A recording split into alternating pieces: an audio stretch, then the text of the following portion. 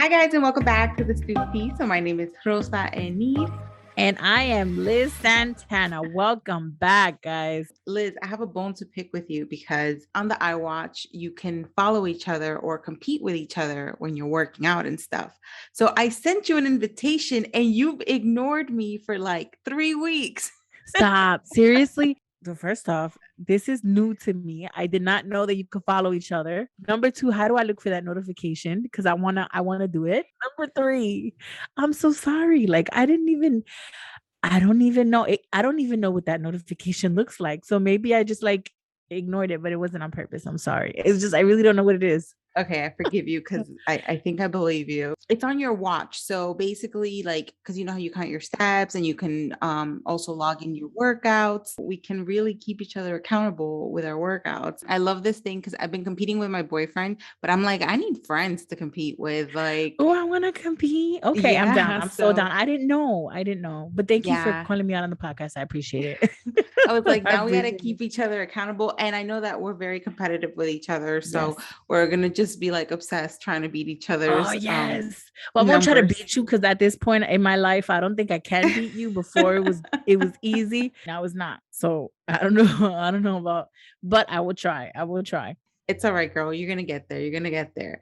But it's okay if you like slack. There's times where, for example, whenever I have like my period or something, I'm not working out as hard as I can, or I don't work out at Right. all because I'm just not feeling it. Mm. And that's okay. You have your day or two where you're I feel not what you feeling mean. it, you rest, and then you No, get there's been a whole week where I wasn't feeling. This it's all has been right. Next week you'll jump back on it. Otherwise, I'm gonna beat you in the competition, yeah, me and you don't too. want that. Bruh. And next week is Mother's Day. Doo, Oh doo, my doo, doo. gosh, it Next weekend is is. Mother's Day. I'm so excited. Yes, I'm How so excited. crazy. I'm so excited. I'm gonna see what my partner got to give me for my Mother's Day Well, I'm a dog mom, so I'm looking for to see what people get me to because forward. it's only fair. You see? Yes, and we have feelings. Okay. Don't mess up my Mother's Day. Don't mess up my Mother's Day. Since you brought up feelings, 2 weeks ago, we did a podcast that was about not letting other people affect your mood. Somebody that heard the episode actually sent us a message. I'm going to read her message and then we'll dive right into it. All right. Oh, go ahead, girl. Go ahead. I'm excited. Me too. I love when people write us. Did they put their names? No. Did they put their names? They did, but I'm not going to say it. I'm not sure if they want me to share their Yeah, yeah. name. Okay. So I I'm get it. I not. get it. However, in the future, if you guys want us to share your name, let us know. Hello. So I listened to your episode on not letting people affect your mood. Now, it's easy to let go of something when it's a stranger or someone you don't live with. But what do you do when your partner is the one that affects your mood? This one's it's hard. It's hard to talk about when it's someone that, that's your significant other. I don't know. I think it's actually very easy because I can tell you countless numbers of times on a daily basis how my partner messes up my. I don't know. For me, this was easy. No, but it happens. And I think it's normal when you go through that when your partner's upset and them being upset affects your mood. When you're married or when you're with somebody, when you live with somebody, that person's mood will affect yours because you guys are like one. You work as one. You live under one roof. You guys are one. You know what I'm saying? Especially when you have children, each of you's moods are going to affect each other. That's completely inevitable. Like if one's in a good mood and one is in a bad mood, it could be easily flipped. Like you could one partner could easily flip the mood of the other partner in the morning simply because they woke up on the wrong side of the bed. Yeah. You know what I'm saying? Mhm. That is like I feel like in a partnership it's absolutely inevitable unless like the other person really doesn't give two craps or doesn't like care or you're at your wits end kind of thing. Or it could even happen like for example where you guys both disperse, you each go to work, you come back in the afternoon and one had a great day and one had a really bad day. And and that your partner comes home, like you guys come home to attend the home or to take care of the home or whatever, and one is in a nasty mood because they had a bad day. That can easily your mood can easily flip, although you Yeah. had a great day. Because unfortunately, not everybody has the capability of leaving outside problems outside. So the first thing that I would do is I'd ask, "What's wrong with you? What's up? What's going on? Talk to me." Because the first instant, like, although I really am one of the people that'll be like, what's wrong? We want to talk about it? What's up? What's going on? Like, and I'll come out just like that. Okay, you're acting like an Hey, what's up? Like, what's wrong? Why are you acting like did you have a bad day at work? And that's how I ask. And some people be like, oh, you rough, like, or whatever. That's the way I have, like, I feel like I have to ask it. Why? Because that's number one, that's just how I am. Number two, I go straight to the point. Like, I'm gonna go straight to the. I'm gonna tell you, like, straight up. Your mood is off. What's wrong with you? Like, you've been angry all day, and I'll state the facts. I'll be like, you've been angry all day. You've been saying smart remarks. Like, what's up? And I don't say it to be nasty or to start a fight. I say it so that like, so that my partner knows. I noticed you're doing funky stuff. Let's get straight to it. What's up? If I sit there and I'm like, "Oh, honey, you seem off. What's wrong? Blah blah blah," or I feel like, I don't know, like, my approach is never soft when it comes to asking somebody what's up. It's never like, because I want to get straight to the point. I'm not gonna beat around the bush. I hate that. I hate that. Absolutely hate that. Actually, I'm a person that if you beat around the bush for me, it pisses me off even more. So yes, I do prefer to talk about it. That'll be my first step. Second step would be if I ask him, like, if I come off and I'm like, oh, what's up? Why you acting funky? Like, you've been acting like that all day. Like, what's up? And he's like, I don't want to talk about it right now. I'll be like, are you sure you don't want to talk about it right now? So I'm gonna only ask, are you sure once? And if he says yes, I'm sure I don't want to talk about it right now. Okay.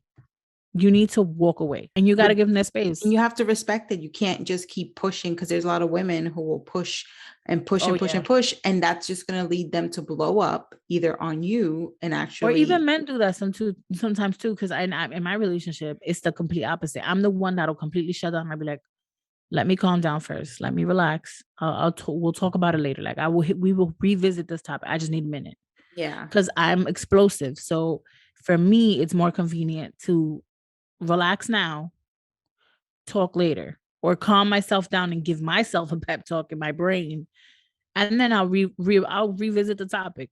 Yeah. So there can be men that also are pushy, like, oh, but what's wrong? But what's wrong? But what's wrong? You just need to leave that person alone. Give them their minute, because maybe what they're trying to do. I mean, in my case, I prefer to shut up and not talk about it until, like, gather myself and gather my thoughts and really, like, because sometimes I can very easily overreact for something that is unnecessary for me to, like, act that way. And I said, like I said, I'm very explosive. So maybe when somebody tells you, actually 95% of the time when somebody tells you not right now, that means leave me alone because I'm gonna take it out on you. Yeah. And I don't want to. That's exactly what that means. That's funny. That's how my partner acts. He kind of acts like you, where he's like, I don't want to talk about it. I Yeah. don't want to talk about it. And if I push it too much, which now I've learned that I'm not to, like, as we've been together, I've learned, Right. don't push it, just let it go. Right. But in the past, there were times where I wanted to keep pushing the topic.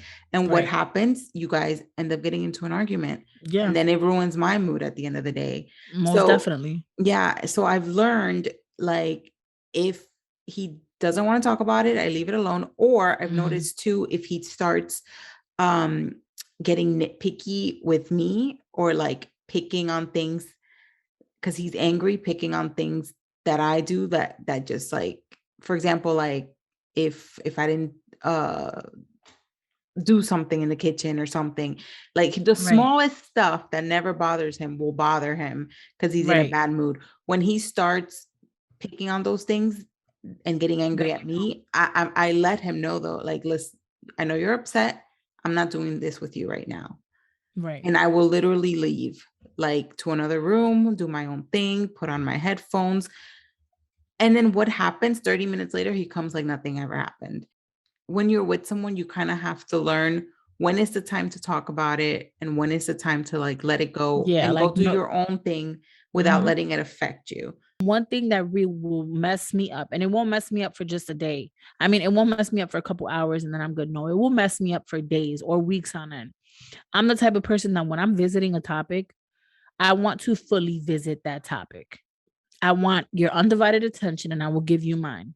Because the way I look at it is, if I'm going to visit this topic is because it's bothering me. I want to resolve it and I want to move on. And there's sometimes where I'm in a nasty mood, and but I calm myself down, I gather my thoughts, and I visit that topic, and I'm ignored, or my point doesn't get across, so we end up arguing, and we just like disperse, like you said, like we'll each go to our corners or whatever. But the topic is still bothering me, and I let you calm down. I calm down myself, and then I come back and I revisit the same topic.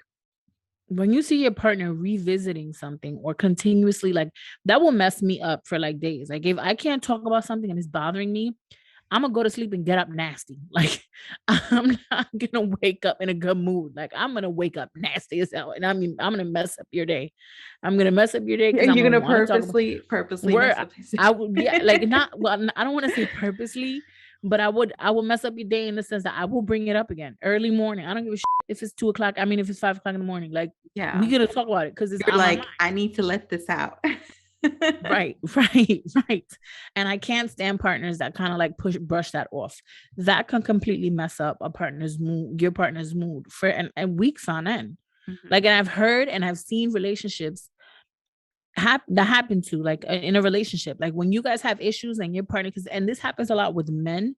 Yeah. Men love to brush things off, like, and um most men, and well, Oh, actually not not most mine men, though. Mine will a talk lot of my ear no, off no, about it. there's a lot of men that would just try and brush it off, like, oh, I'm not trying to listen to this right now, or they don't want to hear it, or they don't want to talk about it, or they just Yeah. don't. That will mess up your partner's mood for weeks. And then what kills me is, and I have brothers and I have cousins, and I could tell you, what kills me is that they'll be like, "Yo, I don't know what her problem is. She's been nasty for like 2 weeks." But it's Maybe, you. maybe because if you start backtracking, like, and you pay attention to the one topic she was trying to visit 2 weeks ago and that you didn't never address, that's what has Yeah. her nasty. You know what I'm saying? Yeah, that's why I say, like, if there's something that's bothering you, you guys have to talk about it because Yes. Yes. people have different ways of communicating. So, yes, he may not want to talk about it in person, or maybe you guys know that if we start going down the route of this conversation, we're gonna get into a heated argument. So Right, that's when right, you need to kind of test out other ways to communicate. Because I know in the past I've not been the best communicator. I will tell right. you right now, like, I'm great at communicating with my partner, but when we're upset or if I'm upset, I'm not the best communicator. Like, I think that happens I'm to terrible. everybody. But I mean, So, who the but heck is a good communicator, you know? yeah, but since there's people that can stay I mean, level-headed and there's people that have that communicate. talent because that's a Yeah. talent, I Those feel. people that do TED Talk and stuff, Right, right, but right. the people that do speaking for a living, but there's for real people, normal people, you can't. So what I like to do and what I've done in the past is I'll write it down and I'll text it to you or I'll email you if I feel like I know that's a conversation that's gonna get heated that way. Right, right. Because when it's difficult conversation, things can be said that can be affect your partner very personally. Like, you can say mean things, Or or you can scar them. you You can can scar easily them. traumatize Exactly. somebody. It can really easily turn into like an emotional abusive conversation if Right, you are not in the right mindset. So if right, you know that this is going to be that type of conversation, it's okay to write it down. Or maybe you right, write right, it right. down, but you don't send it. You just write it down to collect your thoughts and have your points written before you begin the conversation. I see what Um, you mean. and I think that helps with, when someone has such a personality, especially I will say with New Yorkers. New Yorkers are very quick to jump and let their emotions rule the conversation, Oh, yes, and we're very emotional people and passionate people talking. you Oof. can easily deviate from the main topic and not talk about the main point because you emotionally are letting your emotions take Yeah, over, and the conversation goes left. So And we're very aggressive. Like our emotions become when we're passionate people and we're aggressive people too. Like aggressive in the sense of like we're aggressive talkers. So we'll just you feel like we're coming at you, but we're really not coming at you. We just coming at the topic because it's so passionate. Or we're yeah, so passionate about it or whatever. But that one is another thing with my boyfriend, because he's a New Yorker and he's Puerto Rican. So he gets so, double yeah, whammy. like Double whammy. when he's passionate about something, he's like freaking passionate about it. And sometimes I'm like, why are you yelling? Like he's like, I'm not even yelling. He's Yeah, just we won't notice. loud. Fact. Fact. We won't notice. Fact. Oh God, yes. Yeah. And I'm like, to me, I've like gotten, it's stuff that you learn with time, but there's times where I'm like, I Right. don't like your tone, or I don't like what you're saying. So I'm not doing with like my thing now is like, I'm not doing this with you right now. Bye. I gotta. Gotcha. Be like, oh, give me my minute. I need it. There's a lot of people that have the habit of reaching out to like their coworkers or like their work bestie or their like, that one friend or even their parents or whatever to or their siblings to ask them for advice regarding like your relation, like regarding your mood or regarding your how you feeling about whatever you're going through in your relationship or even in life. You're asking for advice from like best Right. friend or your mom or I know a something. lot of people that do that, like, a lot of people that do that. I mean, yeah, getting in like, an outsider's opinion is great, but I've noticed that I'm the type of person, and I speak for myself because I know I do this. I'm the type of person that sometimes I allow other people's opinions to speak for me. And it's like one thing, an opinion is it's called an opinion for a reason. An opinion is other people's thoughts that are not your own. Sometimes I adopt people's opinions as my own, and that's a big mistake. I've noticed that that's a mistake that I do. And I've been working on that for a while. Because one thing is to get someone an outsider's view or an outsider's opinion regarding like your relationship or how like, things are working out or whatever. And then another thing is to adopt it as your own. There's three sides to a story: yours, his, and the truth, right? And obviously, if you're telling your what was going on from your point of view, whoever you're telling in that moment is basically going to give you an opinion about your point of view or how you're seeing things. You know what I'm saying? Or it'll be like a Or personal opinion of what right, or they've experienced or what right, it they've can been through. sometimes be it can sometimes be a biased opinion because what if you're talking to your sibling and your sibling don't like your partner? And they're just like, I don't know, you know what I'm saying? I don't know. There's gonna be bias. It's gonna be bias. You know what I'm saying? Perfect example. If your partner cheated on you and you ran to your sibling, the moment that you tell your sibling or your family, a family member of yours, that you're hurting because of something like that, They're gonna their be opinion, upset. right, and their opinion is automatically going to be clouded. It's going to be full of emotion. It's going to be, oh, leave that person, blah blah blah. But at the end of the day, you can take their opinion and you can say, "Oh, thank you for your opinion. Think about it. Think about what they're telling you."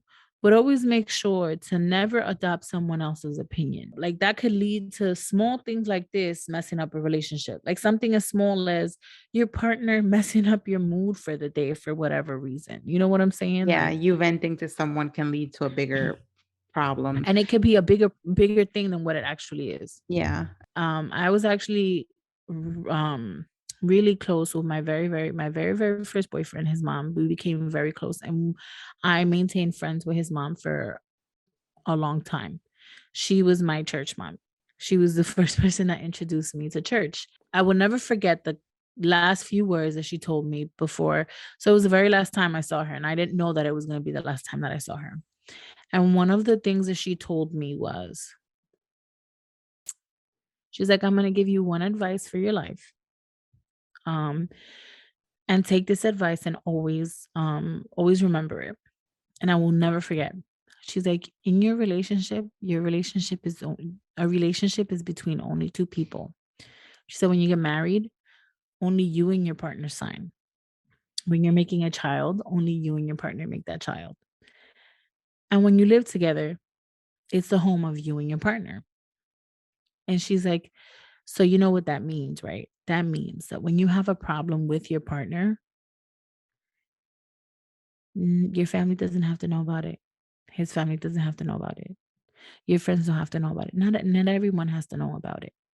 She said, "Don't get me wrong. I'm not telling you to not talk about it to someone, but I am telling you to be very discreet on what kind of relationship problems you talk about." Que Dios la tenga en el reino de los cielos, because she passed away a couple years ago. But that was something that she told me and I never forgot. I never forgot. And I can tell you that I've broken that rule 1,000 times. I can honestly tell you, I'm not gonna lie.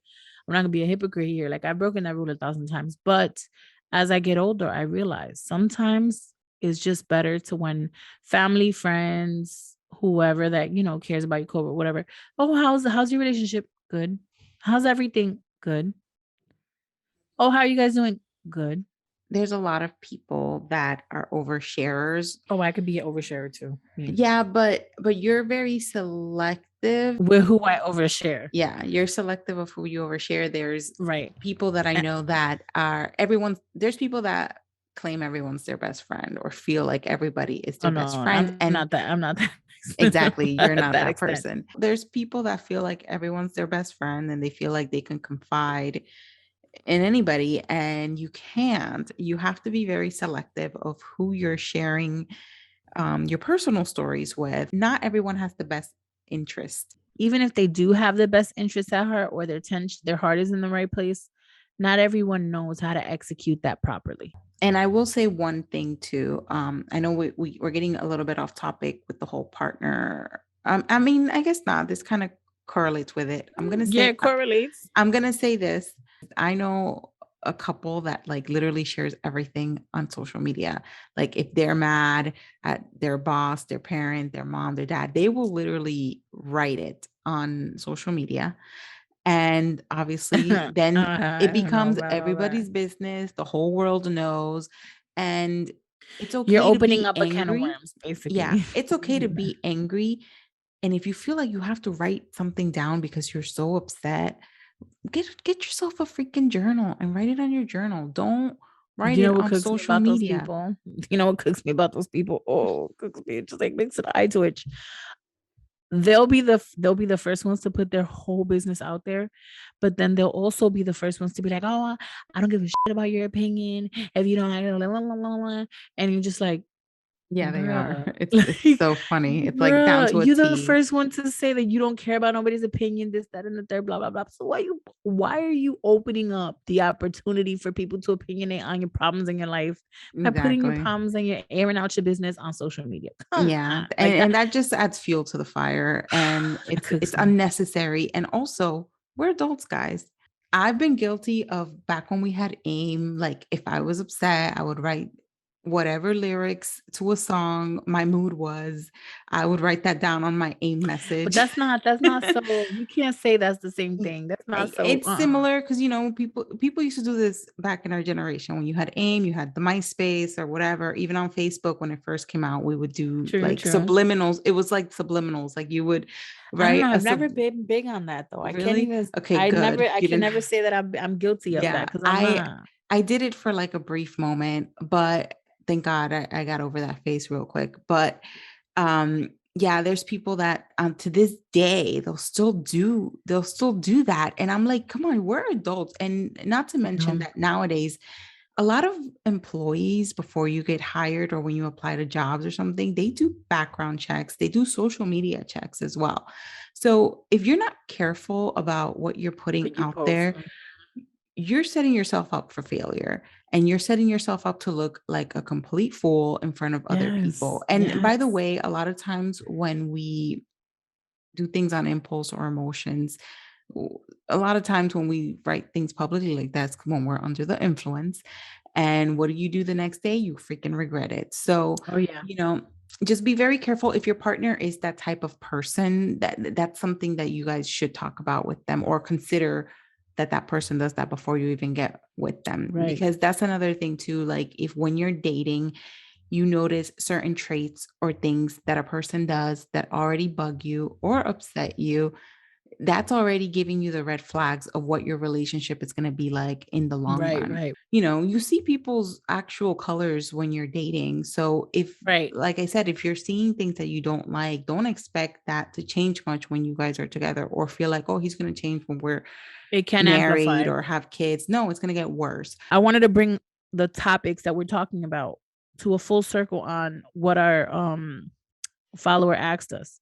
Basically, there's 1,000 different ways that your partner's mood can completely affect you know what, scratch that. Your partner's mood, actions, behavior, personality. Like there's 1,000 different ways that your partner can affect your mood.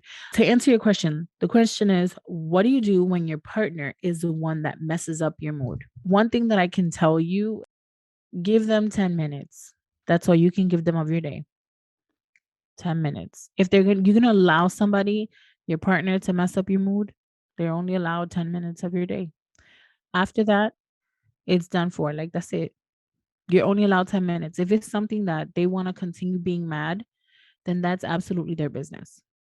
And what I'm about to say is like really selfish and it sounds really selfish, but I feel like it's important. When it comes to your mental health and the way you view yourself and the way a partner has a lot of power over you on, again, so many different levels in so many different ways. And by allowing them to mess up your mood on a daily basis can allow them, it opens the door to allowing them to mess up your self-esteem. It opens up the door to allow them to mess up your goals.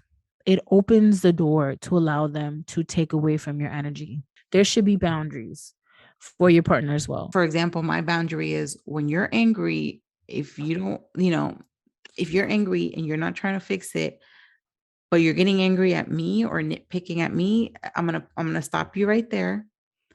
I'm going to walk away and I'm going to do Right. my own thing. And then when you're in a better mood, then we can talk. And Right. that's just something I've had to implement because like you said, I don't have time to sit there and let your mood affect mine. And it's not to sound like a not to sound selfish. It's just like we just don't have time for it. And especially when you're a woman who's a mother, you definitely don't have time. And I know that when it's your partner, it's hard because you love that person very, very, very much. And you don't want them to be in that mindset at all. You want to help them get out of it. But sometimes human beings need to go through it. And we can go on for hours talking about this because at the end of the Right. day, it's very we gave you like the broad perspective and Or our at least we opinions, try, right? or at least we tried, because I'm sorry, we're not like therapists, we're not experts, but um so but this can go in a multitude of ways, and it depends too on the type of personality that you and your partner have.